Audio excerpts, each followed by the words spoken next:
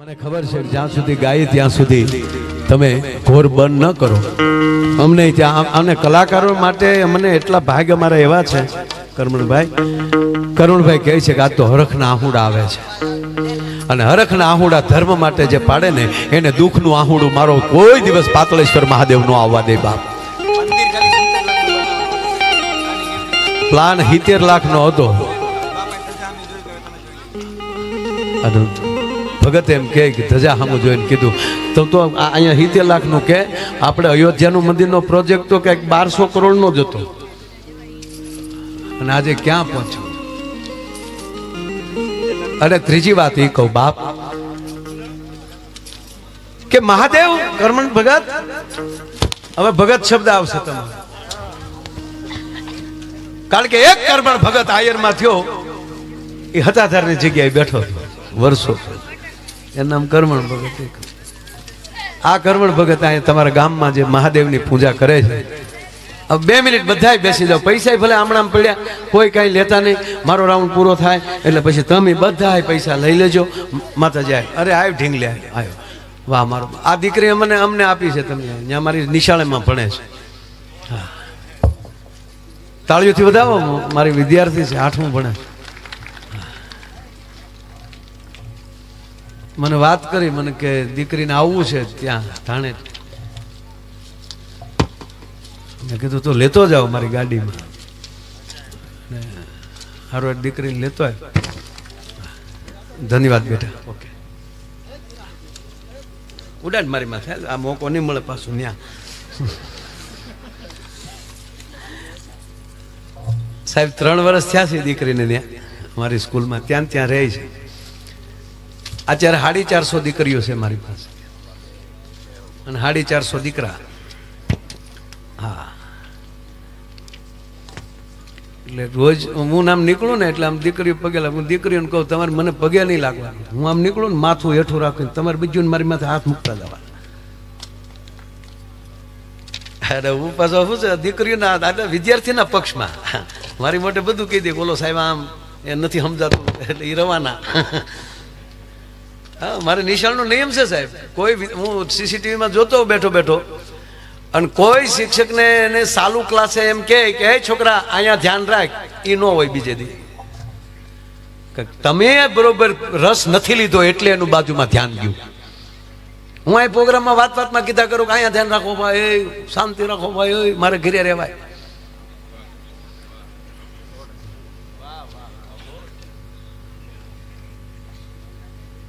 પેટમાં પોટી. ટૂંકી વાત લઈ લો સાહેબ, મારે જે પ્રસંગ લેવો છે 2 જ મિનિટમાં વાત પૂરી કરો. પેટમાં પોટી સાંભળેલી શિવે રામ લક્ષ્મણની વાત. રાજભા મને આ પ્રસંગ બહુ ગમે છે, દિલથી ગમે છે. તાણેટીનું આંગણું છે, આવી વ્યક્તિઓ બેઠી છે. પ્રસંગ તો 2 કલાકનો છે વિનોદભાઈ, પણ 2 જ મિનિટમાં લઈ લો. આ મારી માવું ખાસ સાંભળજો. આખો પ્રોગ્રામ મારી બીજી વાતો તમને યાદ રહે ન રહે તો કાઢી નાખજો, પણ આ એક વાત સાંભળજો. ગર્ભ સંસ્કાર શું કામ કરે છે.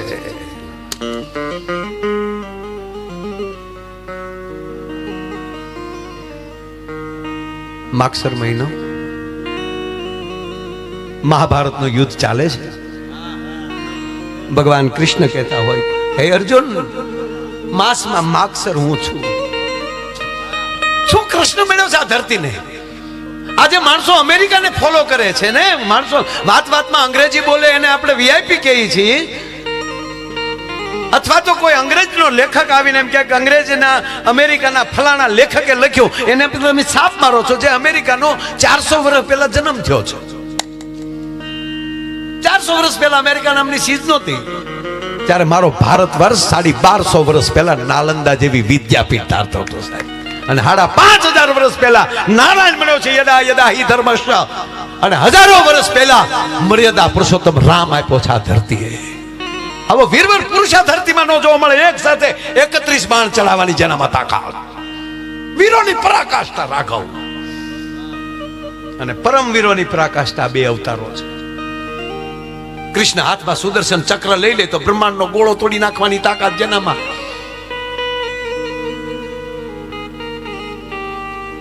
શાસ્ત્ર ભૂલાય છે એટલે તકલીફ પડે છે, સંસ્કાર ભૂલાય છે એટલે તકલીફ પડે છે. મહાભારતનું બરોબર યુદ્ધ ચાલે છે. ભગવાન કૃષ્ણ અને અર્જુન થોડા દૂર વયા ગયા છે. કૌરવે બરોબર એનો મોકો ગોતી કપટથી સપ્તકોઠા યુદ્ધની રચના કરી નાખી. ધર્મરાજ યુધિષ્ઠિર નમણે હાથ દઈને બેઠા છે. ઓહો, હવે કોણ લડવા જાય? અર્જુન છે નહીં, કૃષ્ણ નથી.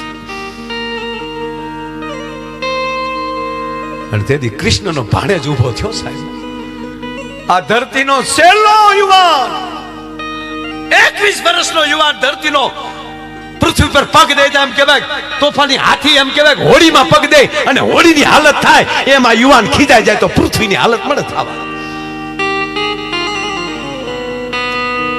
ભગવાન કૃષ્ણનો ભાણેજ અર્જુન નંદ અને સુભદ્રાનો જાયો અભિમન્યુ ઉભો છો. દાદા, હું બેઠો છું ને તમે ચિંતા કરો છો? માં કુંતા ભેટી જાય. નહીં બેટા, તને નહીં જવા દો. કોક ઓતરાને બોલાવો અને મનાવો. જે ઘટના બની એમાં જાજો વાંચજો કારક.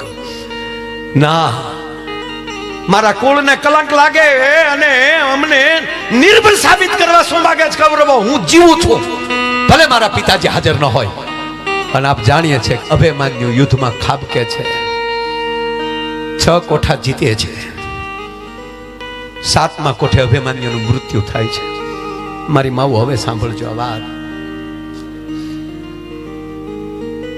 અભિમન્યુનું શરીર ઘરે પહોંચે છે.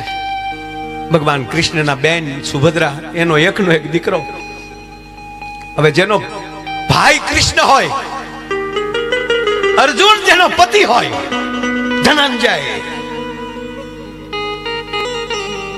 એ જને તને ગૌરવ કેવું હોય કે મારો ભાઈ કૃષ્ણ છે, મારો મામેરિયો છે, મારા દીકરાનો કોણ વાળ વાકો કરી શકે? અને એ દીકરાનું જેથી શબ આવ્યું ઘરે અને તેથી સુભદ્રા કાંડા પસાડી રડતી હતી. બેટા ઉભા થાવ, અભિમન્યુ જાગો, બેટા જાગો. રડીને થાકે છે. હવે કૃષ્ણનો પ્રવેશ થાય છે રાજવા. ભગવાન કૃષ્ણમાં પ્રવેશ કરે છે. સુભદ્રાએ કૃષ્ણને જોઈને દોટ દીધી. ગોપાલ, ગોવિંદ, કનૈયા કઈ બેઠી ગઈ. એકવાર મારા અભિમન્યુને ઉભો કર. નરાધમ્યોએ નીતિને નેવે મૂકીને મારા દીકરાને માર્યો છે. મારો દીકરો નિહત્થો હતો, મારો દીકરો નિરથો હતો. એક સામે એક નહોતા, બધાય ટોળકી ભેગી થઈને તારા ભાણેજને માર્યો છે. અને ઉભો કર, એકવાર ઉભો કર. બેન સુભદ્રા રડે છે. ભગવાન કૃષ્ણની આંખ બંધ છે. સાહેબ, કેવલ કૃષ્ણની આંખમાંથી આહુડા નીકળે છે. સુભદ્રા, બસ સુભદ્રા, રુદન ન કરો બેટા. મારી બહેન, તું રડીમાં રડું ને શું કરું? ગોવિંદ મારો દીકરો, મારો કંદોતર, એની અર્ધાંગના ઓતરાના પેટમાં આનું ઓધાન છે. એનું મોઢું નથી જોયું મારા દીકરા. તને પગે લાગુ ગોવિંદ, એકવાર આને ઉભો કર. અતિ રુદન ને બાદ કૃષ્ણની આંખ ખુલે છે અને સુભદ્રા બેનનું બાવડું પકડે છે. સાવધાન સુભદ્રા, આવા વીરવર પુરુષના મૃત્યુ આગળ રડવું શોભતું નથી. રડાઈ એની પાછળ કે જે માણસ હોવા છતાં માણહાઈનું કામ કર્યા વગર વિયોગ્ય હોય એની પાછળ રોવાનું હોય.